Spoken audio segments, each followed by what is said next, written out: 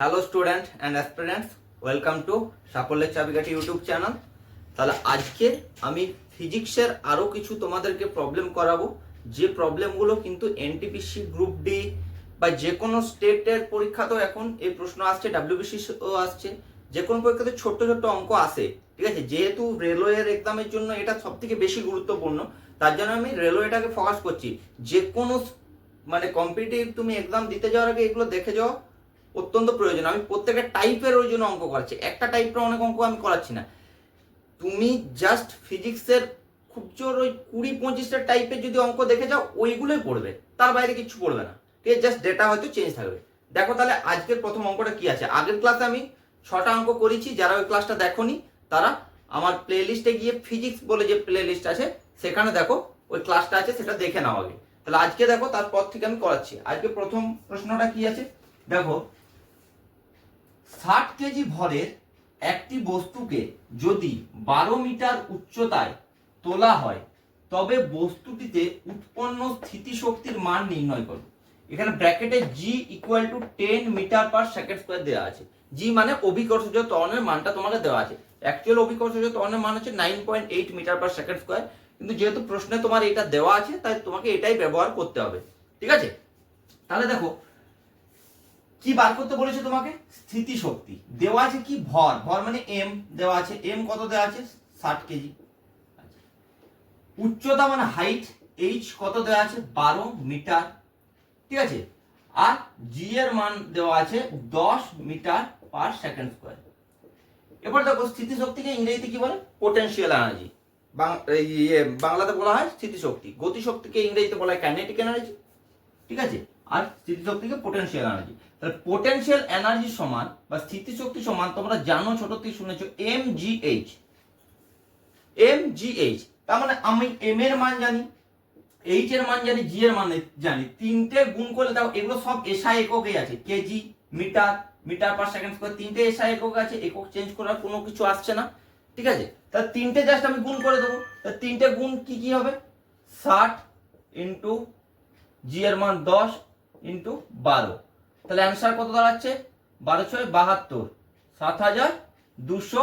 Potential এনার্জির একক কি, পোটেনশিয়াল এনার্জির একক কি, সেটা হচ্ছে এসআই একক, এসআই একক হচ্ছে জুল। তাহলে 7200 জুল। ঠিক আছে, 7200 জুল হবে অ্যান্সার। এটা জেনে রাখবে, কারণ হচ্ছে দেখো এখানে জুল তো অনেক জায়গায় কি থাকবে, আর থাকবে কার্য এবং শক্তির একক কিন্তু সেম। ঠিক আছে, কার্য এবং শক্তির একক সেম। একক মাত্রার ক্লাসগুলো তোমরা দেখো, সেটা আমি অলরেডি করে রেখেছি, কারণ ওইটা প্রচুর পরিমাণে প্রয়োজন হবে বলে প্রথমে আমি ওই ক্লাসটা করেছি। ঠিক আছে, যাদের প্রবলেম আছে, ডাউট আছে, তারা ওই ক্লাসটাকে দেখে নাও, ওই প্লে লিস্টেই পাবে। তাহলে 7200 জুল এটা হবে অ্যান্সার। ঠিক আছে, বোঝা গেছে? আচ্ছা, যদি বাই চান্স এটা কিলো জুলে থাকতো, কে যে হিসাবে উত্তর থাকতো 7.2 হতো, 1000 দিয়ে ভাগ হতো। ক্লিয়ার? তাহলে বুঝতে পারা গেছে। এবার সেকেন্ড অঙ্কটা দেখো, খুব ইম্পর্টেন্ট অঙ্ক, একটু অন্য টাইপের অঙ্ক, কিন্তু খুব সহজ অঙ্ক, দেখে হয়তো ঘাবড়ে যায়, কিন্তু এত সহজ যে করলে তুমি বুঝতে পারবে, এক লাইনে উত্তর হয়ে যাবে। একটি জাহাজ থেকে সোনার, সোনার ইংরেজিতে SONAR লিখেছি, সোনারের নাম তোমরা শুনেছো, আমি ডিটেলস বলছি সোনার জিনিসটা কি। একটি জাহাজ থেকে সোনার একটি 1500 মিটার পার সেকেন্ড বেগে শব্দ তরঙ্গ সমুদ্রের নিচে পাঠালো, যেটি 5 সেকেন্ডে সমুদ্রের নিচে প্রতিফলিত হয়ে ফিরে এলো, তাহলে সমুদ্রের গভীরতা নির্ণয় করো।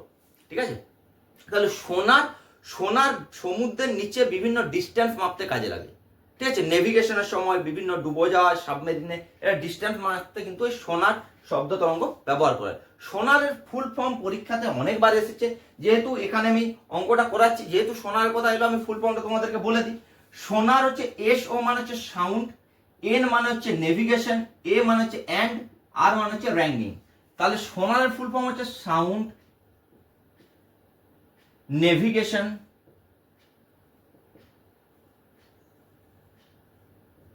and wrangling. Sound, navigation and ranking, so NAR, এটা এখানে ক্যাপিটালে লিখে দিচ্ছি, তাহলে বুঝতে পারবে। সোনারের ফুল ফর্ম হচ্ছে সাউন্ড, নেভিগেশন অ্যান্ড র্যাঙ্কিং। ঠিক আছে, ক্লিয়ার? তাহলে এবার দেখো প্রশ্নটা কি বলেছে, সমুদ্রের নিচে প্রতিফলিত হয়ে ফিরে এসেছে। ঠিক আছে, তাহলে দেখো পার সেকেন্ডে কত যাচ্ছে, 1500 মিটার পার সেকেন্ড বলেছে, মানে পার সেকেন্ডে 1500 মিটার। তাহলে 5 সেকেন্ডে কত যাবে, 5 সেকেন্ডে কত যাবে, দেখো 5 সেকেন্ডে যাচ্ছে 5 × 1500 মিটার, তাহলে কত হচ্ছে 7500 মিটার। ঠিক আছে, কিন্তু ডেপথটা কত হবে, কি হচ্ছে গেছে আবার ফিরে এসেছে, দুটো মিলে 5 সেকেন্ড লেগেছে, তাহলে যেতে কত সময় লেগেছে 2.5 সেকেন্ড, আসতে আরো 2.5 সেকেন্ড। ক্লিয়ার, তাহলে এটাকে জাস্ট ডেপথটাকে আমি স্মল ডি দিয়ে লিখছি, 7500 কে জাস্ট 2 দিয়ে ভাগ করে দেবো, কত হবে এটা 3750 মিটার। এটা অ্যান্সার হবে।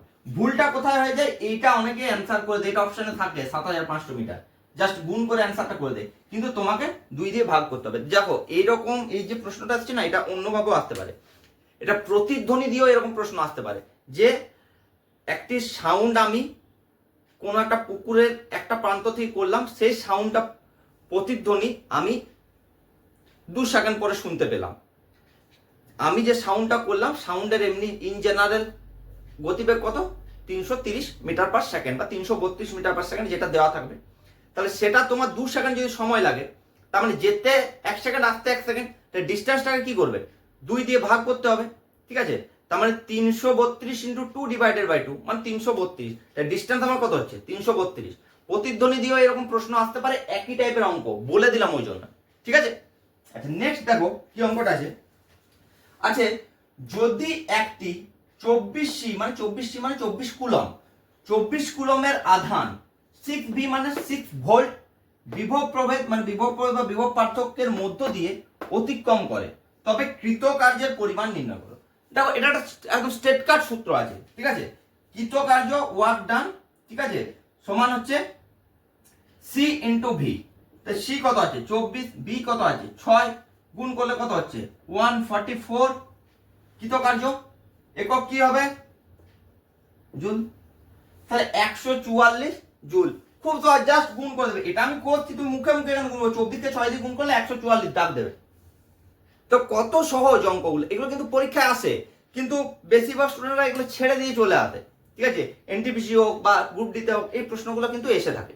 ঠিক আছে, এই তিনটে বোঝা গেছে। এর পরের গুলো দেখো, এরপর নেক্সট যে অঙ্কগুলো সেইগুলো দেখো। ঠিক আছে, এগুলো আরো ইন্টারেস্টিং, এগুলো কিন্তু তুমি দেখো প্রিভিয়াস ইয়ার পরীক্ষার কোশ্চেন দেখো, সেখানে কিন্তু জেনারেল সায়েন্সের এরকম প্রশ্ন কিন্তু এসেছে। দেখো যদি দুটি রোধ 12, এটা হচ্ছে ওহমের চিহ্ন, ওহম রোধের একক ওহম, 12 ওহম ও 24 ওহম সমান্তরাল সমবায়ে যুক্ত থাকে তবে তাদের তুল্য রোধ নির্ণয় করো। তুল্য রোধ বলেছে, ঠিক আছে, কি আছে না প্যারালালে যুক্ত আছে। ঠিক আছে, সমান্তরাল সমবায়, সমান্তরাল সমবায় যুক্ত থাকলে রোধের যেটা সূত্র, সেটা হচ্ছে 1/R = 1/R1 + 1/R2। এখান থেকে যদি তুমি এইভাবে করো, তাহলে তুল্য রোধ 1/R সমান কি পাচ্ছ 1/12 + 1/24। এটাকে যদি তুমি ক্যালকুলেশন করো, তাহলে কি হচ্ছে 24 লসাগু হচ্ছে, এখানে হচ্ছে 2 + 1, ঠিক আছে, মানে 3, 3 × 8 = 24, এটা কাটাকুটি, এটা সমান 3 হচ্ছে, 3 × 8 = 24, 1/8, তাহলে R = 8 ওহম।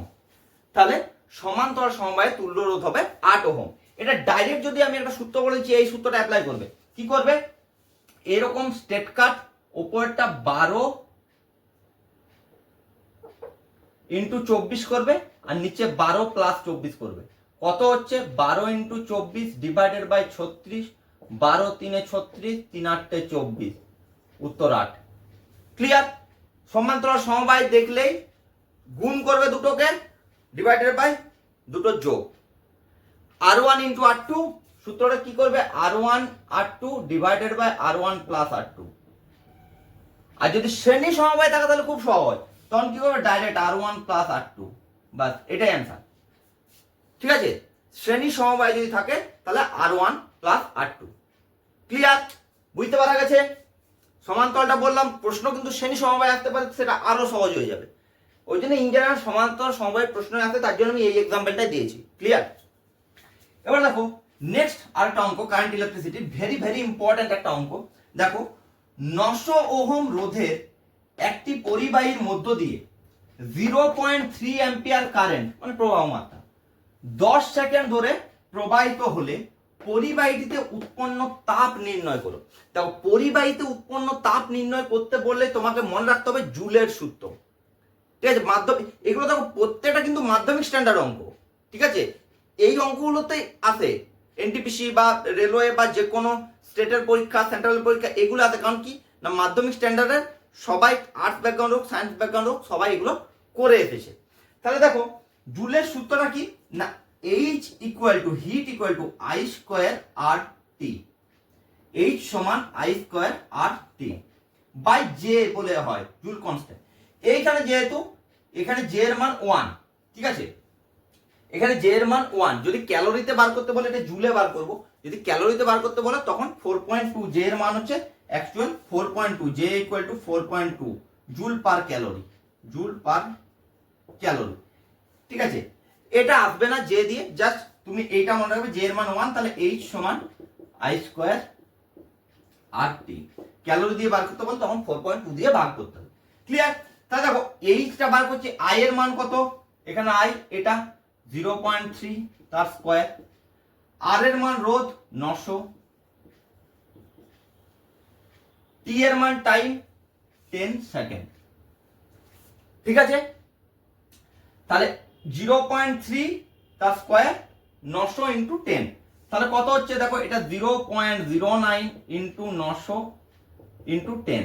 দেখো এই দুটো শূন্যর জন্য দশমিকটা সরে যাবে, 9 থাকছে, তাই 9 9 81, 10 810 গুণ করে দেখবে 810 একক কি হবে জুল, ঠিক আছে? একক কি হবে, তাপের একক কি হয় জুল, ক্যালোরি আর জুল, এখানে এসআই একক হবে জুল। যদি সিজিএস একক ক্যালোরিতে বের করতে বলতো তখন 4.2 দিয়ে ভাগ হতো। ক্লিয়ার? বুঝতে পারা গেছে? খুব ইম্পর্টেন্ট অঙ্ক কিন্তু এটা, ভেরি ভেরি ইম্পর্টেন্ট। তাহলে জুলস ল দিয়ে এটা সলভ করলাম, বুঝতে পারা গেছে?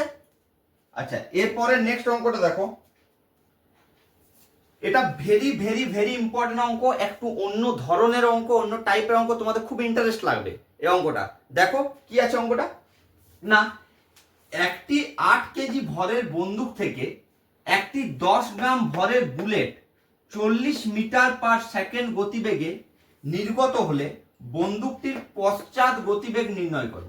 দেখো প্রশ্নে কিন্তু পশ্চাৎ গতিবেগ নাও থাকতে পারে, বাংলাতে থাকতে পারে যে রিকয়েল গতিবেগ, মানে পশ্চাৎ গতিবেগের ইংরেজি হচ্ছে রিকয়েল ভেলোসিটি, রিকয়েল ভেলোসিটি, এটা জেনে রাখো। পশ্চাৎ গতিবেগ রিকয়েল ভেলোসিটি। তাহলে কি ঘটনাটা ঘটে না, একটা বন্দুক থেকে যখন ফায়ার করা হয়, সেই বন্দুকটার থেকে গুলিটা যেমন সামনের দিকে বেরোয়, সেরকম বন্দুকটা নিউটনের তৃতীয় গতি সূত্র অনুযায়ী পিছন দিকে পিছিয়ে আসে, পিছন দিকে ধাক্কা মারে। এইরকম এই জায়গায় চলো কলার বোনের কাছাকাছি ইয়ে করে যেহেতু লং ডিস্টেন্স ফায়ার হয়, লং রেঞ্জ ফায়ারের যেসব রাইফেলগুলো আছে, এখানে টাচ করে পরে ফায়ার করা হয়, সেটা পিছনে ধাক্কা মারে। তার রিজনটা কি না, নিউটনের গতিসূত্র অনুযায়ী প্রত্যেক ক্রিয়া সমান ও বিপরীতমুখী প্রতিক্রিয়া আছে। ক্লিয়ার? বুঝতে পারা গেছে? যদি শর্ট রেঞ্জ হয় তাহলে ধরো রিভলভার হতে পারে, ঠিক আছে, সেটা 9mm পিস্তল হতে পারে, সেক্ষেত্রে ইয়ে ফায়ার করার পর দেবে উপরের দিকে ওঠে। যারা ফায়ার করেছে না তারা খুব ভালো করে জানে যে পিছনের দিকে একটা ধাক্কা কিন্তু আসে। সেই টাইপের একটা অঙ্ক দেখো, ভালো করে দেখো, অঙ্কটা কিন্তু খুব ইম্পর্টেন্ট অঙ্ক, পরীক্ষায় আসার মতো অঙ্ক। দেখো তাহলে এখানে দেখো তোমার যেটা মনে রাখতে হবে, M1 V1 সমান M2 V2। M1টা হচ্ছে বন্দুকের ভর, V1 হচ্ছে বন্দুকের গতিবেগ, গতিবেগ মানে পশ্চাৎ গতিবেগ, এখানে বন্দুকটা সামনে দিকে যায় না, পিছন দিকে আসে। আর M2টা হচ্ছে বুলেটের ভর, V2টা হচ্ছে বুলেটের গতিবেগ। তাহলে V1 সমান কি পাচ্ছি, মানে V1 মানে কার, বন্দুকের পশ্চাৎ গতিবেগ, V1 সমান M2 V2 বাই M1। তাহলে দেখো এখানে দেখো 8 কেজি বলেছে M1টা, M2টা বলেছে 10 গ্রাম, আর দেখো V2টা বলেছে 40 মিটার পার সেকেন্ড। এই 10 গ্রামটা দেখো সিজিএস এ আছে, বাকি দুটো এসআই আছে, এটাকে সিজিএস এ কনভার্ট করতে হবে। যেহেতু অ্যানসারটা আমার এসআই এ, উত্তরটা থাকবে অপশনেও থাকবে, যদি সিজিএস থাকে তাহলে এই দুটোকে সিজিএস এ কনভার্ট করতে হতো, কিন্তু ইন জেনারেল এসআই উত্তরটা থাকবে। তাহলে 10 গ্রামকে যদি 10 কিলোগ্রামে কনভার্ট করা হয় তাহলে কি করতে হবে, 1000 দিয়ে ভাগ করতে হবে। তাহলে দেখো ভালো করে, তাহলে M2টা কত হচ্ছে 10 ডিভাইডেড বাই 1000 ইন্টু V2টা আমার কত আছে, V2টা আছে 40, আর M1 কত আছে না 8 কেজি মানে 8। তাহলে কাটাকুটি করলে একটা শূন্য একটা শূন্য, এইটা এটা এটা কাটলো, 4 দুগুণে 8, তাহলে 1 × 20 equal to 0.05 metre per second. তাহলে বন্দুকের পশ্চাৎ গতিবেগ কত হবে 0.05 মিটার পার সেকেন্ড। দেখো বুলেটের গতিবেগ 40 মিটার পার সেকেন্ড, আর এই বন্দুকের গতিবেগ 0.05 মিটার পার সেকেন্ড। এটা কেন এত কম, এটা এত বেশি কেন? তার কারণ হচ্ছে বন্দুকের ওজন বুলেটের থেকে অনেক বেশি। ঠিক আছে, ভর বেগটা দেখতে হবে, ভর ইনটু বেগ। ক্লিয়ার? দেখো এই সূত্রটা M1 V1 M2 V2 কোথা থেকে এলো, এটা যদি তোমাদেরকে বলি একটু জেনে রাখো। সেটা হচ্ছে M1 U1 ভরবেগের সূত্র অনুযায়ী প্লাস M2 U2 সমান M1 V1 plus M2 V2। ঠিক আছে, এখান থেকে দেখো U1 এবং U2 যেহেতু 0, তার জন্য এই দুটো টার্মে 0 হয়ে যাবে। U1টা কি না প্রাথমিক গতিবেগ কার, বন্দুকের। U2টা হচ্ছে প্রাথমিক গতিবেগ বুলেটের। দুটো স্থির অবস্থায় ছিল মানে 0, তার জন্য এই দুটো টার্ম 0 হয়ে যাচ্ছে। তাহলে M1 V1 plus M2 V2 সমান 0। তাহলে এখান থেকে লেখা যায় M1 V1 equal to minus M2 V2। এই মাইনাস টার্মটা কেন আসছে না একটা সম্মুখ গতিবেগ হবে, একটা পশ্চাৎ গতিবেগ হবে। ঠিক আছে, তাহলে যদি সম্মুখ গতিবেগটা মাইনাস হয়, যেহেতু বুলেটটা সামনে যাচ্ছে, তাহলে এটা যদি মাইনাস হয় তাহলে পশ্চাৎ গতিবেগটা প্লাস হবে, যদি পশ্চাৎটা প্লাস হয় তাহলে এটা মাইনাস হবে। ক্লিয়ার? বুঝতে পারা যাচ্ছে? মানে এটা এরকম লেখা যেতে পারে M2 V2 equal to minus M1 V1, সেটাও লেখা যেতে পারে। ক্লিয়ার? এই যে মাইনাস, এই মাইনাসের জন্য এটা পশ্চাৎ গতিবেগ। এখান থেকে এসেছে, এটা জেনে রাখো। তবে এটা জানলে কিন্তু তোমার প্রশ্নের উত্তর হয়ে যাবে। ক্লিয়ার? ক্লাস কেমন লাগলো কমেন্টে জানাবে। ক্লাস ভালো লাগলে একটা লাইক দিয়ে দেবে। যদি কোনো কোয়েরি থাকে কমেন্টে অবশ্যই জানাও, আমি তার যথাযথ উত্তর দেওয়ার চেষ্টা করব। আর যারা এখনো চ্যানেলটা সাবস্ক্রাইব করোনি তারা চটপট সাবস্ক্রাইব করে দাও আর তোমাদের বন্ধুদের মাঝে শেয়ার করে দাও।